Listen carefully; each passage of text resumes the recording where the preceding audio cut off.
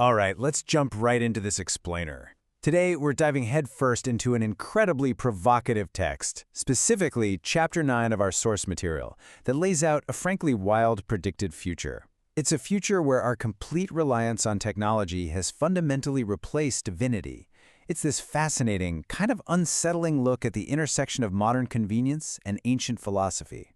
The source material forces us to ask some really difficult questions about where human society is headed if we just keep cruising on autopilot. We're going to explore how massive tech platforms might actually be functioning as modern-day belief systems, what happens to a society when it completely discards the spiritual for the strictly material, and ultimately, the intense choice humanity faces to avoid becoming, well, literal machines. It's a deep, complex topic, but I promise we're going to break it down step by step. Let's get into it. Now listen to this exact, startling phrase translated straight from the text. Now the Google religion and Microsoft religion are rising. Just let that sink in for a second. The text argues that while we think we're just casually using handy software or search engines, we're actually subscribing to invisible belief systems. It suggests that totally without realizing it, modern society has shifted its ultimate trust, its daily devotion, and its search for answers away from traditional spirituality and completely handed it over to algorithms. Right there on page 99, the author hits us with a fundamental question. In an age where these invisible corporate gods are rising up to basically govern our daily routines, how should we, as humans, choose to live? The source is completely impartial in stating our current reality, acknowledging we live in a miraculous age of technology, but it warns that this extreme convenience is seducing us into this state of spiritual complacency.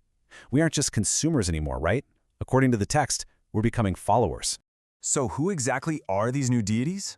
Well, the text explicitly calls out 4 major tech giants, labeling them as invisible IT religions. You've got the Google religion, the Apple religion, the Amazon religion, and the Microsoft religion. Think about the characteristics of a traditional religion for a second. Omniscience, omnipresence, providing a set of rules to live by. Well, Google basically knows everything you ask it. Amazon is everywhere, literally providing your daily bread. Apple connects you to this massive global community.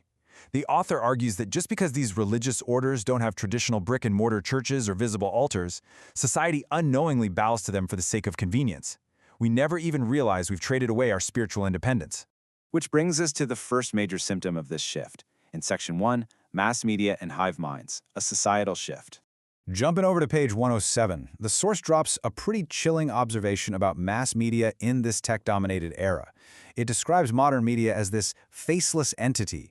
It notes that while articles might look like they're penned by an individual, they actually act as a unified giant monolith. The text literally describes it as a hive-like society of ants and bees, capable of taking down politicians and manipulating democratic politics with zero accountability. The argument here is that as populations boom and technology connects us instantly, individual human power gets watered down. We're being managed into a collective, easily swayed by the overarching narrative of these faceless editorial boards. And losing that individuality pushes us into highly concerning territory. That moves us right into Section 2, the 0 and 1 philosophy, bypassing thought. Now, digging into page 113, the text argues that as technology progresses, human thought and classical philosophy are being dangerously bypassed. The author notes that instead of returning to the deep, ethical questioning of the past, society is rushing headlong into a world defined purely by symbolic logic. Philosophy is literally being reduced to binary numbers, a 0 and a 1. True or false, on or off. The text warrants that because this binary system is just so incredibly efficient for machines, we are actively restructuring our entire human world to fit into this cold mathematical framework. Let's actually break down that contrast, because the stakes here are absolutely massive. On one side, we've got the 0 and 1 philosophy. It promises pure logic, total machine efficiency, and extreme convenience, but it totally lacks a soul. On the flip side, we have the human spirit, which relies on faith, deep interpersonal connection, and the beautiful, messy unpredictability of humanity. The source argues that while the ant-like efficiency of a binary world is super tempting, sacrificing the profound nature of human spiritual connection is a catastrophic trade-off. And if we make that trade-off, we hit Section 3, the threat of materialism, discarding the divine. The text gets super direct here with its geopolitical analysis. It warns that extreme materialism, and basically a total, unquestioning reliance on modern science, is rapidly replacing faith all over the globe. When a society decides that only what can be measured and programmed is real, the spiritual foundation is totally hollowed out. The source predicts that nations will start operating purely on materialistic scientific ideology. Morality takes a backseat to technological dominance. It impartially outlines a future where global superpowers, completely stripped of any spiritual restraint, clash entirely over resources and tech supremacy. So, what happens to the everyday person in a world like that? Well, that brings us to Section 4, the Human-Machine Era, a dark prediction.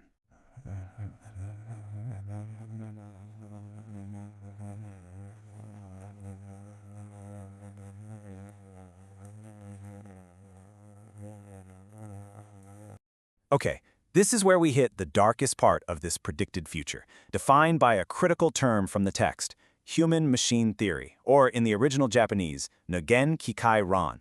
And guys, this isn't just a metaphor. The text predicts a highly monitored society where human beings are viewed, managed, and eventually legally codified purely as biological hardware.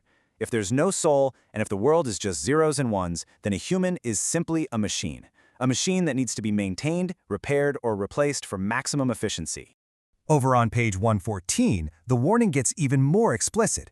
It states that as society loses its belief in the divine and completely forgets the importance of human love and trust, this human-machine theory could literally be written right into constitutions and laws. It paints this vivid picture of a civilization on the brink of collapse, not from bombs or war, but because we forgot how to treat each other as spiritual beings. We opted instead to manage our populations like giant server farms. Taking all of this in, the invisible tech religions, the binary philosophy, the threat of becoming human machines, it all builds up to the core message of Chapter 9. Which is Section 5, Humanity's Ultimate Choice, Surviving the Era. So I want to ask you the exact same question the text poses. How will humanity survive this technological tsunami? And look, it's not about smashing our laptops or throwing our smartphones in the river. The text isn't anti-technology, it's anti-complacency. The immense stakes here revolve around how we choose to wield this incredible power. Are we going to let it completely redefine our humanity, or are we going to find a way to anchor ourselves?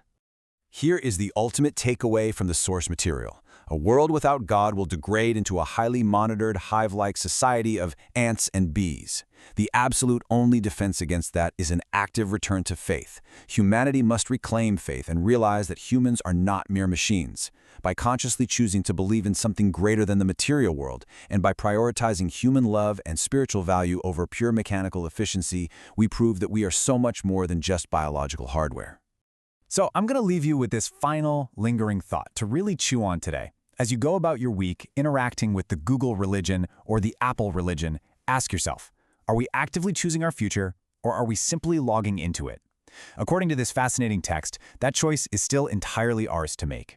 Thanks so much for joining me for this explainer. I really encourage you to think critically about the screens you're looking at right now. Keep questioning and keep learning. Catch you next time.